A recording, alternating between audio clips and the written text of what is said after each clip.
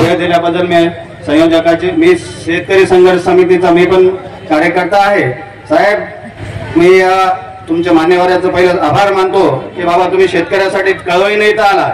आम्ही तर साहेब 8 दिवसापासून इथं साखळी उपोषणाला बसून आहोत, फक्त एक तहसीलदार साहेब सोडलं तर आमच्या उपोषणाची दखल अजून कोणीच घेतली नाही। सत्ताधारी पक्षाचे तर आलेच नाहीत, विरोधकही येऊन गेले। मी साहेब माझ्या गावात रोडवर बॅनर लावून ठेवला आहे की बाबा नेत्यांना बंदी आहे। का बंदी आहे म्हणजे मी आज 4-5 वर्षापासून बघतोय माझ्या गावात पूर येते, बुडून जाते आणि आमचा शेतकरी तसंच कामाला लागते। नेत्याला माहित होऊन गेला की बाबा आलो मी फोटो काढलो त्याच्याबरोबर सांत्वना दिलो, त्यांना पुढे कामाला लागते, आमचं विसरून जाते। त्याच्यामुळे नेते काय करायलेत साहेब, यायलेत फोटो काढायलेत, बाबा आम्ही तुम्हाला काहीतरी मिळून द्या अपेक्षित सोडायलेत, पुन्हा निघून चाललेत। साहेब आमची तुम्हाला कळकळीची विनंती आहे की आम्ही आता जागृत झाल्या 4-5 वर्षापासून बघतो आमची सहनशक्ती संपलेली आहे। आज आमचं एवढं नुकसान झालं की बाबा आता त्याला कसं बाहेर कसं काढावं हा आमच्या पुढे मुख्य मुद्दा आहे साहेब। त्याच्यामुळे आता हे जे जनसमुदाय इथं जमा झालेला आहे तो पेटून उठलेला आहे।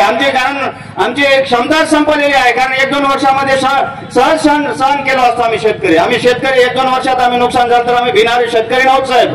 आम्ही आमच्या हक्काचं मागतोय, आम्ही पण जीएसटी भरतोय, जेवढा उद्योजक भरतात त्याच्यापेक्षाही जास्त आम्ही भरतो साहेब जीएसटी। 28% जीएसटी आम्ही फवारणीच्या औषधावर देतो साहेब। आमचंही म्हणणं आहे बाबा एका मिनिटामध्ये लाखो कोटी व्यापाराचे माफ करतात, मग शेतकऱ्याचं तुम्हाला कोण अडवतोय साहेब?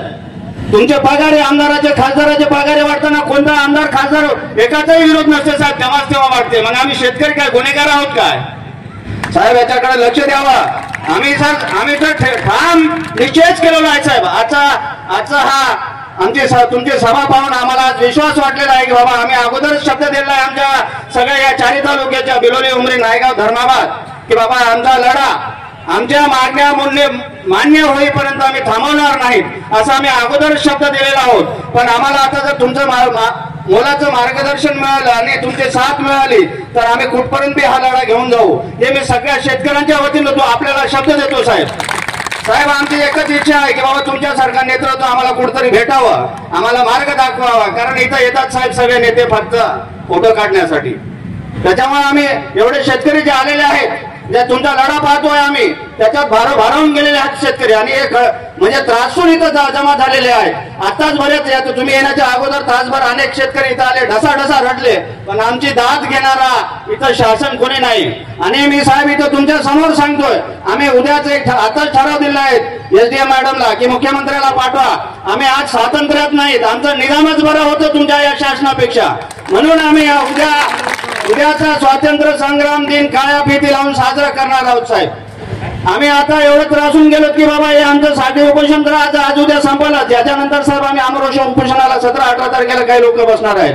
मला आज 100% आम्ही आले साहेब। आज गोदावरीच्या पाण्यावरती आपण अनेक पिढ्या आपल्या जगल्या आणि आपल्या अनेक पिढ्यांनी हे राज्य हा देश पोचलेला आहे।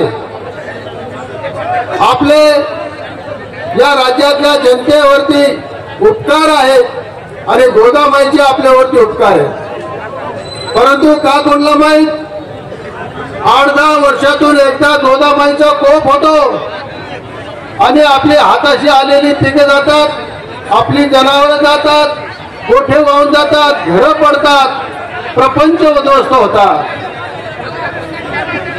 आपल्याला स्वातंत्र्य मिळून 75 वर्ष झाली आणि या 75 वर्षात या परिस्थितीमध्ये काहीच बदल झाला नाही। अजूनही 30 नुकसान होते, पुन्हा नुकसान भरपाईसाठी 30 आंदोलनं करावी लागतात आणि सरकार तशाच पद्धतीने शेतकऱ्यांच्या तोंडाला पाणी पुसत आलेले आहेत, कारण आपण हे सहन करीत आलेलो आहोत भावांनो। आता सहन करायचं सोडून द्या। ज्यांनी सत्ता उपभोगली आणि या सत्तेचा माज करतायत, एकदा त्यांना तुमच्या एकजुटीचा हिसका दाखवायची गरज आहे। मतपेटीतून हिसका दाखवणं आता शक्य नाही, कारण मतपेटीच मॅनेज होतात। आता यांना परत एकदा रस्त्यावरती हिस्सा दाखवायची गरज आहे। एकनाथ भाऊ शिंदे मुख्यमंत्री होते त्या वेळेला तुम्हाला 3 हेक्टरला नुकसान भरपाई मिळत होती आणि ती सुद्धा 13,800 रुपये दर हेक्टर प्रमाणे मिळत होती। आणि तुमचे लाडके भाऊ देवा भाऊ आता सत्तेमध्ये आले आणि 3 हेक्टर ऐवजी 2 हेक्टर केलं आणि 13,800च्या ऐवजी 6,800 रुपये तुमची नुकसान भरपाई केली. काय कारण होतं? तिजोरीत पैसे नाही का? तिजोरीत पैसे नाही तर यांचे पगार बंद करा.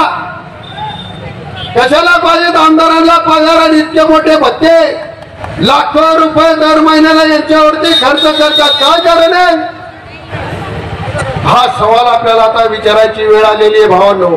जिथं जिथं तुमचा खिसा कापता येईल तिथं यांनी खिसा कापला. विम्याचा प्रश्न मोठा आहे. तुमचे इतक्या नेहमीच नुकसानी होतात. नांदेड जिल्ह्यामध्ये कधी ओला दुष्काळ, कधी सुका दुष्काळ, कधी पूर. काय मग तुमच्यावरती संकट आहे? आणि मग तुमच्या झालेल्या नुकसानीचं भरपाई देण्यासाठी विम्याची योजना होती.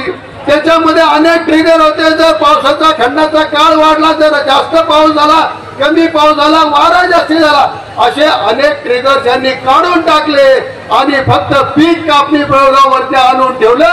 याच्यातून तुम्हाला घंटाही मिळत नाही. ही परिस्थिती तयार झालेली आहे. याच्यातून आपल्याला बाहेर पडायचं असेल तर राजकारण बाजूला ठेवून आपली ही एकजुटीची ताकद आपल्याला नाही. आमचे जेवढे बिल्ल्यावाले इथं असतील यांनी बी नाही कर्ज घेतलेले भरीतच नाही. कोणी वसुलीला येत नाही. वसुलीला आले की दांडका घेऊन उभा राहतो बिल्ल्यावाला. काय तुझ्या बापाची हिंमतच लाट म्हणते. कशाला पाहिजे कर्ज ठोकून काढा. वसुलीला येणारा कुणी बी असो, तो वसुली अधिकारी असो, बँकेचा कुणी मोठा साहेब